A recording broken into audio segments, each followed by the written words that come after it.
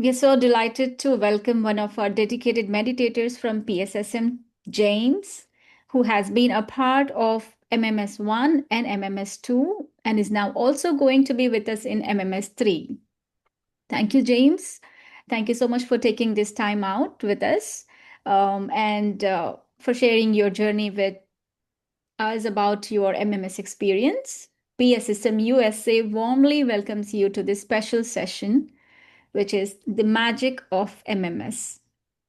Oh yeah, so my pleasure to be here, Arena. Thank you so much for inviting me and happy to talk about MMS, my experiences, and anything else you're interested in. Sure, thank you. To start with, can you please briefly introduce yourself and share how you got connected with PSSM? Yeah, sure. I guess, I don't really know where to start, but I was born in the United States in the state of Michigan, and I grew up in the northern part of the country.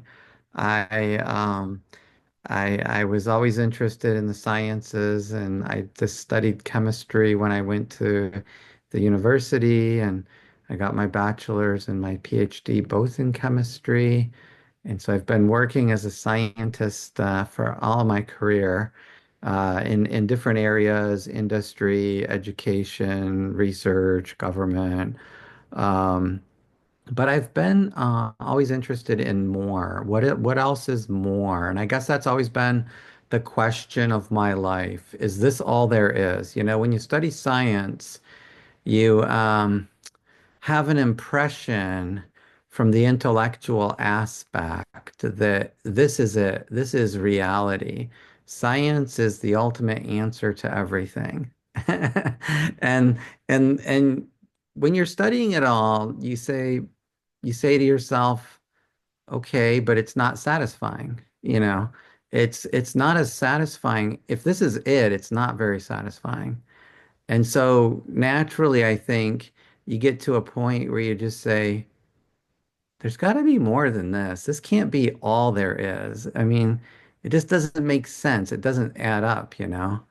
And so I had this nagging question to find out more, find out what more there is.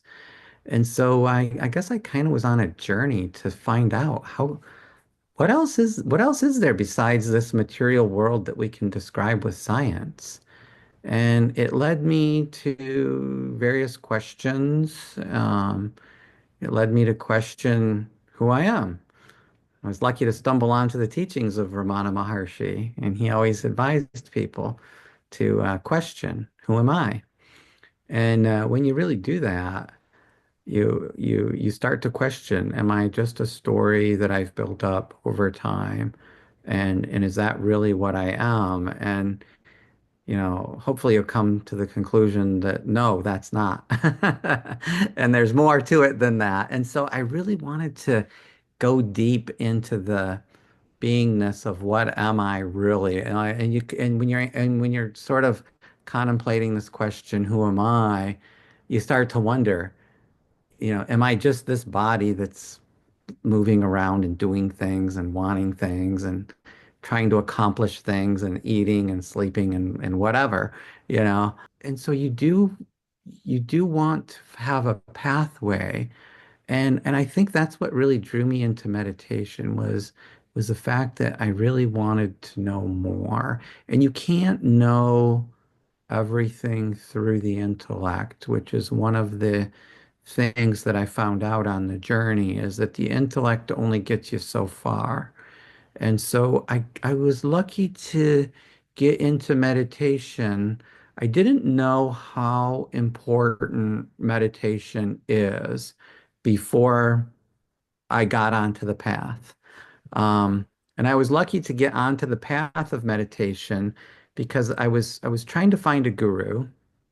And so I was doing a lot of research on who's the guru for me, and I wanted a real person. I didn't just want to read books and do some suggestions out of a book. I really loved Ramana Maharshi's teachings, but I really also wanted a real person. So I found a person, And I signed up for an 8 day retreat with this person, and he's a wonderful guide, absolutely great person. And during the retreat, he got all of us in the group to do meditation every day, and he would lead us in guided meditations. And I really had wonderful experiences doing the meditations with him. So much so it was very profound and very deep. And I realized that meditation is very important for anyone who's on the path to know the truth, to know more, to know the real truth of what is this universe and what are we and what is our importance in it. So that's how I got started on meditation. How did I get connected with PSSM? Now that's an interesting question. So once I returned home from the group meditation workshop, I I started meditating on my own, but I also wanted to meet other people who were meditating and possibly get into a group meditation situation because I realized that there's a power to group meditation. Group meditation is special because it brings in the presence of other people and you get a deeper effect, you get a resonance effect when you have more people all meditating at the same time. There's more power, there's more energy. You can even potentially find more depth. So I didn't know who was meditating. And this was like, for me, I'm like, okay, I don't know who's meditating. Nobody I know meditates. So what am I going to do? So we have a temple in Cary, and I went to their website and I signed up just to be on the mailing list. And I thought, well, maybe they'll send some information. Who knows? And they did after a few months. I got information all the time, but nothing on meditation. But after a few months, I got an email and they said they were holding a workshop on meditation. And I thought, I'm going to go. I already know how to meditate. I don't need instructions, but I'm going to go because I want to meet people. So I went to the workshop and I met people there. And people who were leading the workshop were PSSM people from Raleigh, from our local area. And it was very nice to meet them, very lovely people. And at the end of the workshop, they invited me to join the group and to participate in group meditations. So I was super happy to get that invitation. And I think this was in January of 2023, so just 2 years ago, when I started with the PSSM group. And I've been regularly participating, usually once a week. I'd like to do it more often, but once a week is great with my schedule. So that's how I got into it. Wow, that's lovely. So you already had the quest of knowing yourself, to know the truth, and that led you to meditation journey, and then eventually you got connected with PSSM tribe. Yeah. Yeah, it was great. It was very I think it was meant to be. We have a Sai Baba temple in our town, and Sai Baba for me is, he's one of the perfect masters, and so I really, really love Sai Baba. I love the connection to him. And so when I think about how did I get connected to PSSM, I always thank Sai Baba for that because it was the Sai Baba temple that Oh, got me connected to PSSM. So I think, oh, I have to thank Sai Baba for putting me in touch, you know? definitely. Yes. Uh-huh. Beautiful. So, what actually inspired you to attend MMS1 that happened in Dallas, which is not even in Raleigh? You traveled all over to Dallas here. That's true. Yeah. So, people in the meditation group in our PSSM chapter, they were telling me about it and how it's going to be a big event. We're going to have at least 1,000 people, maybe more, and it would be wonderful to attend. And I thought, oh, that would be really nice. And I really love this group meditation. And oh, if I go to Dallas, I'll meet more people and I'll have a chance to meditate in a bigger group and just to learn more about different, aspects, different ideas that people have regarding meditation, things you can do. So when they told me that a bunch of them were going, I said, "Yeah, I want to go with you. Let's go together." So definitely, I was interested and went, and I had a great experience. It was nice to meditate with the big group, and yeah, I really enjoyed it. So it was a great experience going to Dallas. Um, Lots of different people there. Everybody's so friendly, so welcoming. There were lots of different subjects to talk about. So meditating with music, different types of music, meditating in big groups. So, yeah, I was happy to go. Yeah. Lovely. And um, how did you feel walking into the hall, the MMS1 hall? What for the first time? What was the energy like? Yeah, it was a big energy. It was really great. I had a great time. I didn't know exactly what to expect, of course. It was my first time being in a big, big group of like that, where, the topic was meditation. So for me, I was very curious to know more and just to see like all different people there and people who wanted to talk about their own experiences and their own like little niche areas that they're working in. So I really learned a lot and I was really happy to go just to learn about what are other people doing? How are they working? What is their attitude towards service? How do they serve others? How do they help others? How do they meditate? And how do they teach others meditation? So lots and lots of information, all of it very good information.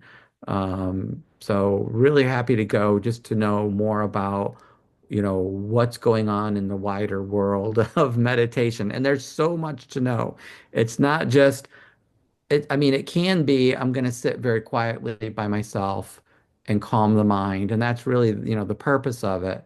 But there's so much more to it when you start talking to others and finding out how do they use it, how does it help them, and then what are they doing with it. So, mhm. Yeah, so you had so many key takeaways from that event. Yeah, definitely. And just meeting the different people. You can meet very interesting people and you can establish connections that could be very valuable for you later in your life. I certainly met some people who I keep in contact with, and it's been important, I'll say that. And so that's one of the more valuable things that you can take away from attending a meeting, an MMS meeting, is you're going to meet new people, and some of them are going to be very important for you in your life, and you can just keep in contact with them. Most everyone is very open and friendly and are very much wanting to establish a connection if you want to. So that's great. Definitely, because nothing is happening as a coincidence. Everything is for a purpose. Yes, indeed. And so MMS is a perfect opportunity to meet other individuals, make connections, which will help you in your life. And who knows, you may be able to help them in some way that you didn't even think of. So True. it's a mutual beneficial relationship that you can make with other people. And it's great to meet people at conferences like that and to keep Yeah. connected. Yeah. Mhm. It's a great platform where we get to meet like-minded people. And Yeah. that aids our spiritual journey as well. Absolutely, definitely. So, how did you experience MMS2? Like, um, what you felt in MMS1, that build up. Mhm. Um, i- did you notice any kind of a spiritual practice or any daily routine that changed after these summits in your life? So MMS2 was happening in the Raleigh, North Carolina area. that was that was last year in 2024. And so I was helping with that one more. I was more into the helping because it's in my area. I volunteered to help. So I did, I mean, I didn't do a lot, but I was a volunteer, so I was more active in it. And I was a little bit more busy with supporting it. But I still had a lot of time to attend. And that wasn't true for everybody. Some people really had a lot of volunteer work and they worked a lot and they basically almost didn't attend the event. They worked so much. But for me, I was lucky my car broke down. I was supposed to be giving rides to people to and from the airport, but I kind of got lucky in a sense that my car broke down and I couldn't give rides. So I had more time to spend during the event, and I sat through the event through almost every single presentation. And I'll say there are some very valuable presentations. There's some things that I liked more than others, but everything is valuable. You'll find things that really resonate with you. There's topics that are presented that you probably didn't know about. There were a lot of topics that were presented that I didn't know about, and some of them were very surprising and got me thinking about what's possible, what really is possible. So it can expand your mind. It can really show you a wider picture of what's possible. You can find opportunities at MMS, okay? You'll find connections to people who are serving in very unique ways, in ways that you probably never imagined was possible. You can take advantage of that if you want to. You can get connected with people who are offering very unique services that could potentially be very valuable to you. I still want to try out some of the services that were presented. I didn't try them. I didn't try everything out. I met some authors who were selling books. I bought some books, very interesting, but there's there's some people who are doing services who live in North Carolina, where I live, and I still intend to get in touch with them to go on a retreat to experience what they're offering. So that was one of the things I really liked about MMS too, is it put me in touch with people doing very unique services for others, spiritual development services. You can try it and see if it's right for you.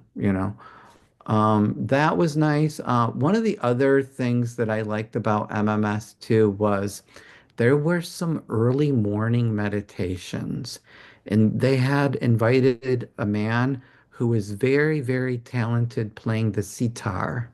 Yeah. And he came in and he played the sitar in such a wonderful, magical way for the early morning group meditation. It was just one of the best meditations I've ever sat in. And his playing was magical. I will tell you, I'll never forget that. That'll be something that just stays with me for life, was that sitar music, the live performance. And you're sitting there and you're meditating, and they say, oh, close your eyes, and your eyes are closed. But every once in a while, I open my eyes because I want to see him playing the sitar. And the stage is very beautiful. There's lots of colors, and he's doing a great job on the instrument. So you kind of don't even want to keep your eyes closed? Yes, So, I can definitely understand that mesmerizing music and you meditate to it. That's really awesome. yeah. So these are the moments that are really, really high level moments at MMS and be worth going just for these moments for sure. You Mhm. answered my next question. That was my next question. Like, Oh, okay. was there a particular session, a master, or a moment that stayed with you? Yeah. Yeah, so that was one, the Sitar. There was the other one that I kind of didn't call out in particular. Um, there was a shaman that came, and she's a shaman is, I think I'm saying it right, or maybe not, but Yes. she's a person who is connected strongly to nature and to traditional, well, for sure, American culture. Linda Starwolf? Yeah, Linda Starr Wolf. She came and she did a presentation that really resonated with me. Her presentation was all about, being connected with nature, being connected with animals. She came with a vibrating instrument. It was kind of like a drum that she was playing. And Mhm. whenever she hit the drum and made the vibration, I could just feel the energy waves coming and hitting me.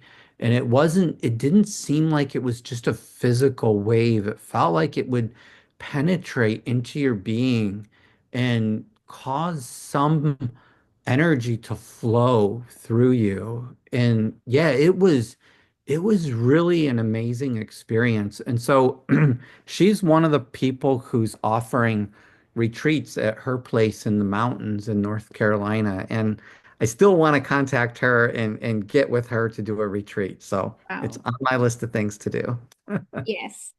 Yes, Yeah. we definitely had many great speakers. Like we had Robert Potter, we had Oh yeah. Shearing Spirit, Robert and Potter, yeah. Nate. Yes, we had Nate. Robert Potter makes me want to go visit Mount Shasta.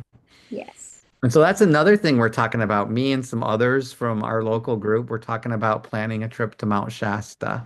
So I'm sure we're going to do that because it's not Yes. just a couple of us. There's several of us talking about that. Yes. Because Hmm. after MMS3, there's planning going on to probably um, go visit the places there. Yeah, Hmm.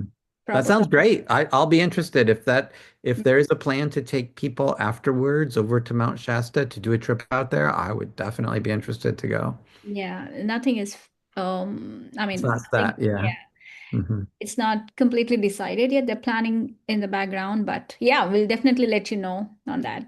Okay, sounds good. Um, okay. So what's the next question I have here? Okay. Um, Now, how would you describe the transformation you have undergone through these MMS events? Right. So I'll just say this. I'll put it maybe in a little bit more of a general sense, just as far as meditation goes. Um, for me, the way I see it is meditation is super important because what it does is it calms the mind. And when your mind becomes very calm, whatever blocks that were put up against the flow of energy or against the flow of love, if you want to call it that. I like to think of the flow of this energy as being love itself. Um, these blocks start coming down. The mind can block this flow of energy. So the way I see it now, since I've had my experience, is the the way, at least the way I can see that I'm set up to work, and I'm sure it's true for everybody, is there's this physical body, and then there's mind, and then there's spirit. And they're all connected. So it's this multi-dimensional beingness, spiritual aspect, mind aspect, and physical aspect. And they all meet at the body. So it seems to me like the mind is critical for connecting spirit to body. And the mind is where a person can personally establish blocks to the flow of energy. And I think people do it all the time, not necessarily intending to do it, but they do it when they are engaged in what I will call wrong thinking. When you have thoughts that aren't reflective of the reality, but they're reflective of your own state, which is limiting. Let me put it that way. If you view yourself as limited, then you can establish a block in your mind to the flow of love from spirit to body, and this can result in problems. Okay? Why do people have problems? Why do we get sick? Why do we fight with each other? Why do people commit crimes? Why is there war in the world? Why are there all these problems that we have? And what I've decided is the reason is because uh, we view ourselves in a way that's not correct. Okay. Many people do. And when you view yourself as this limited physical body that is finite in its existence, then you do crazy things. Okay. You do things that are absolutely crazy and you cause problems for yourself and you end up causing problems for others. And what happens is when you have these kinds of ideas, you're basically saying, I I I've already decided what I am, and this is what I'm going to be. And the flow of love cannot reach you as efficiently anymore. This flow of love that flows from spirit through your mind and into your body doesn't reach you efficiently anymore. It still can reach you, but it's less efficient in getting there. And so then you have problems, and the problems can grow and grow and grow the more you block it out with your false ideas. And so meditation calms the mind. And when the mind becomes very calm, the resistance to the flow of this love energy gets less and less and less. And as the resistance is lessening, the flow of love energy increases.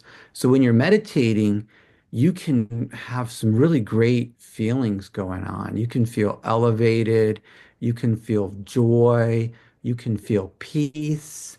And the more you meditate, the more that these blocks to the flow of love are lowered until you can actually get to a point where they're completely annihilated, and then your oneness is then known in your own beingness, and then you're really connected to the universe.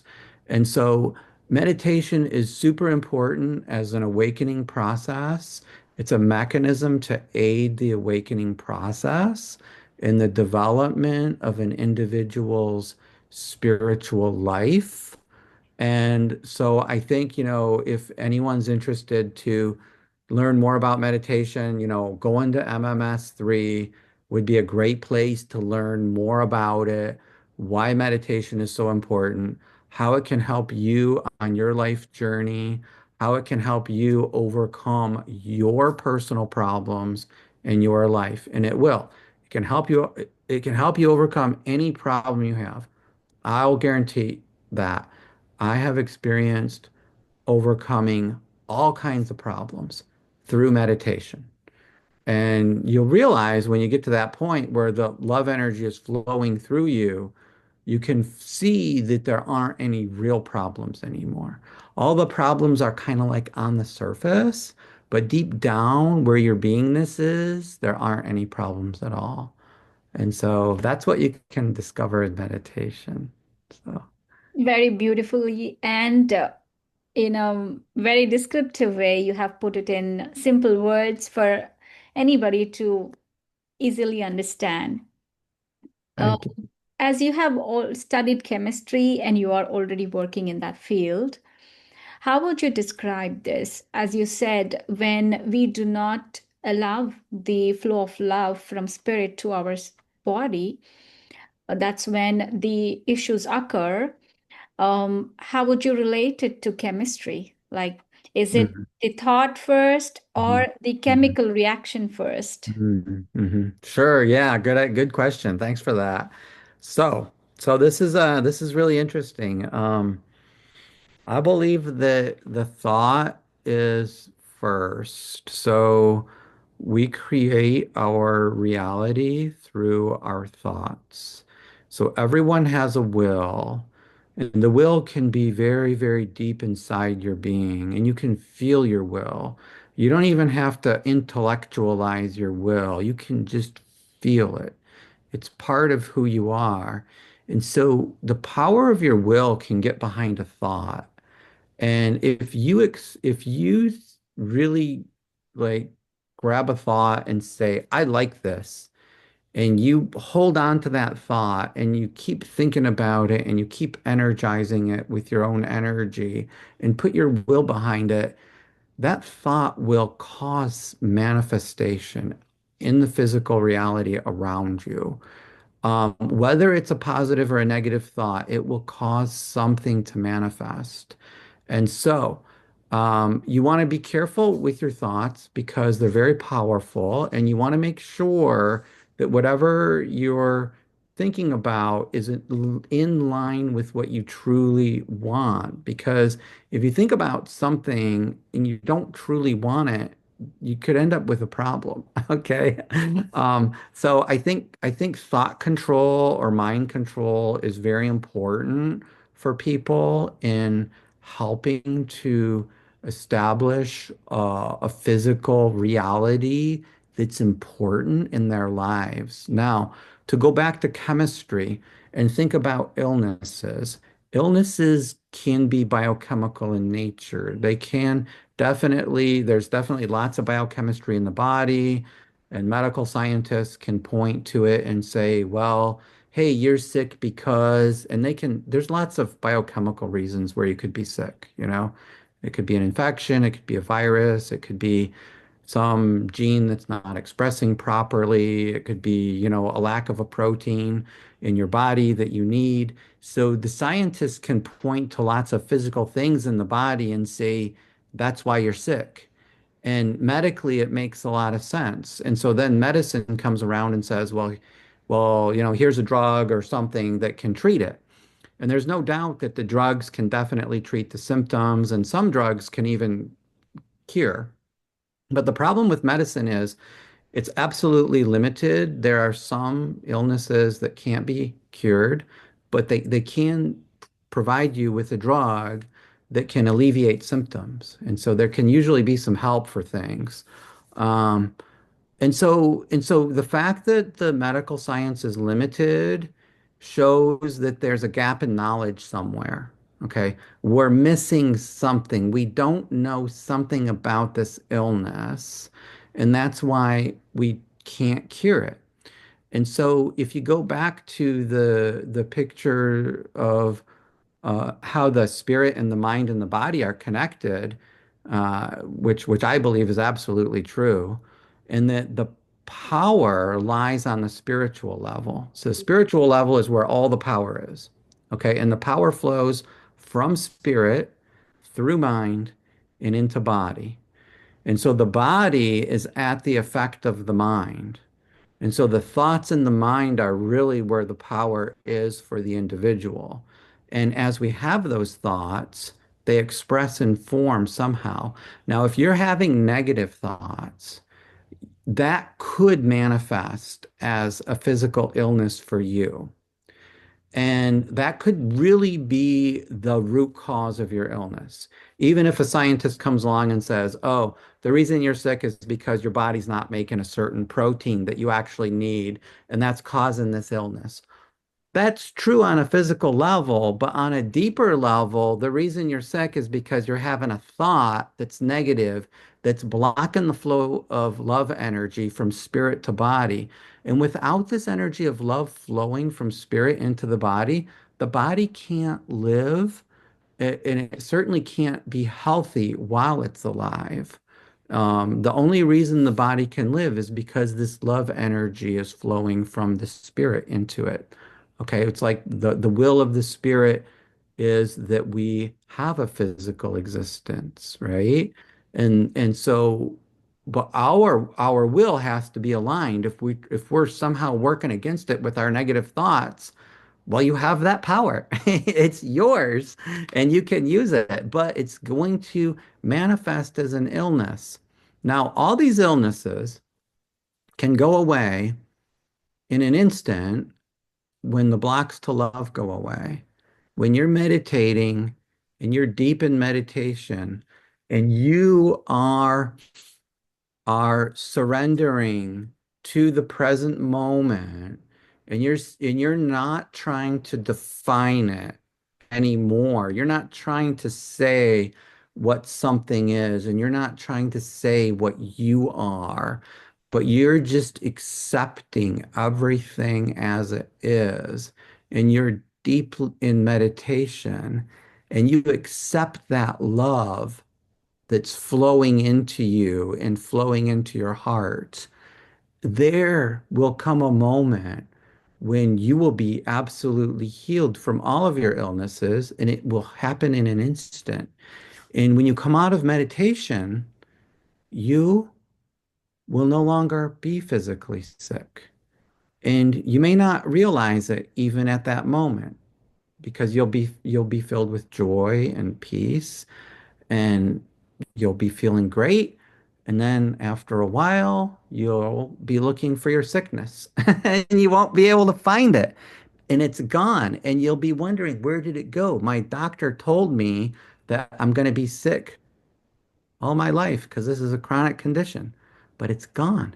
And nobody can say why it's gone. Your doctor can't say why it's gone, but your doctor will be very pleased and say, well, I'm very happy for you. It's gone. We don't know why, but that's great. And it's because, at least in part, your meditation helped you to get connected with your spiritual self and let that love energy flow the way that it's intended to flow. And if everybody does this, then the world will change and we won't have a lot of crime. We won't have wars and the whole world will change. It would be a completely different earth if everybody meditated. Very, very profound wisdom you have that you could break down such a deep question to very simple words for us to understand. Thank you. You're And welcome. in your words, how does mega meditation summits contribute to the broader mission of spreading meditation and pyramid energy across? Yeah, sure. So I think it's very important. I think it's very impactful. Having these summits on an annual basis at different cities around the country and trying to get, more participation through campaigning and getting the word spread on social media, getting people interested. I think I think it can be very impactful in just the messaging and getting the message out to people who might not otherwise know about it or might not hear about it. And I was able to get some of my friends and family to attend MMS too when it was in Raleigh, who really weren't doing meditation at all and really didn't know much about it. And like my father-in-law came and he sat through some of the sessions and he was very impressed. And he wasn't a meditator before. But after that, he got into meditation. And now he tells me that he meditates every day on his own for an hour in the morning, every single day after he wakes up. And I was so impressed to hear that. And he's telling me about his personal experiences and how positive it's been for him and how much more joy and peace he has in his life. So I'm really happy for him and I'm happy he came to MMS too and that he was able to get connected to meditation. And so that's a success story for MMS too. It was that we got my father-in-law into meditation. And, he might not have if it wasn't for that. I could have, I definitely told him about meditation before, but he wasn't doing it before.